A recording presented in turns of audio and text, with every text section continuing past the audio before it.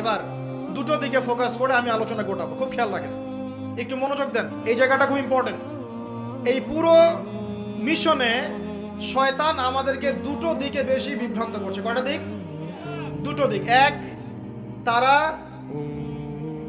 শয়তান এবং তার অনুসারীদের কথা বলছি, তারা মুসলিমদেরকে জান্নাতের পথ থেকে সরিয়ে দেওয়ার জন্য এক নাম্বার যেটা অস্ত্র হিসেবে নিয়েছে তা হলো শিরক। কি নাম? মানে শিরক যদি মুসলিমদেরকে করানো যায় তাহলে সে আল্লাহ পাকের রহমত থেকে বেরিয়ে যাবে।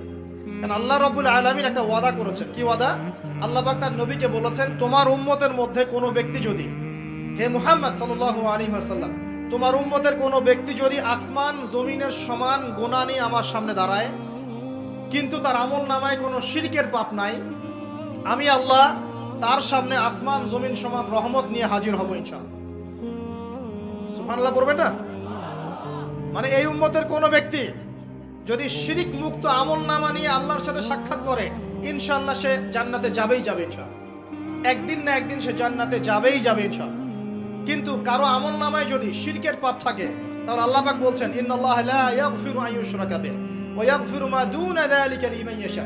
আল্লাহ পাক তার সাথে শিরকের গুনাহ মাফ করেন না, এছাড়া যে কোনো গুনাহ যাকে ইচ্ছা মাফ করতে পারেন। একটা হাদিসে নবীজি বলছেন, যদি কেউ চুরিও করে, জিনাও করে, কিন্তু শিরক মুক্ত আমল নিয়ে আল্লাহর সামনে দাঁড়ায়, আল্লাহ তাকেও মাফ করে দিবেন ইনশাআল্লাহ। এটাই সেই হাদিসের ব্যাখ্যা আসলে। লা ইলাহা ইল্লাল্লাহ যে ব্যক্তি মন থেকে পড়েছে, কলবের মধ্যে সরিষা দানা পরিমাণ ঈমান আছে, মানে শিরকের পাপ করে নাই, ইনশাআল্লাহ তাআলা আল্লাহ পাক তাকে জান্নাত দিবেন একদিন না একদিন ইনশাআল্লাহ।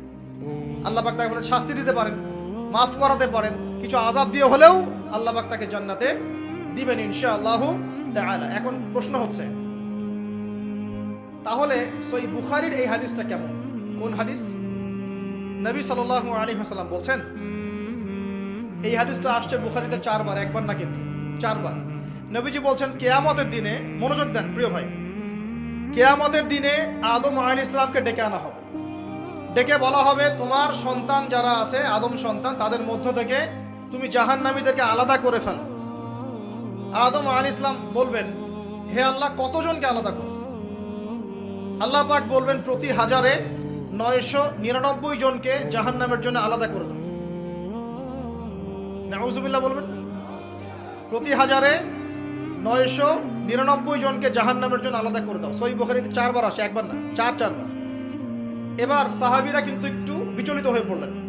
তিনি বলেন, ইয়া রাসূলুল্লাহ, তাহলে কিভাবে হবে? নবী সাল্লাল্লাহু আলাইহি ওয়াসাল্লাম বলছেন, আশ্বস্ত হও, জান্নাতীদের কাতার হবে 120টা। কয়টা? 120টা। তার মধ্যে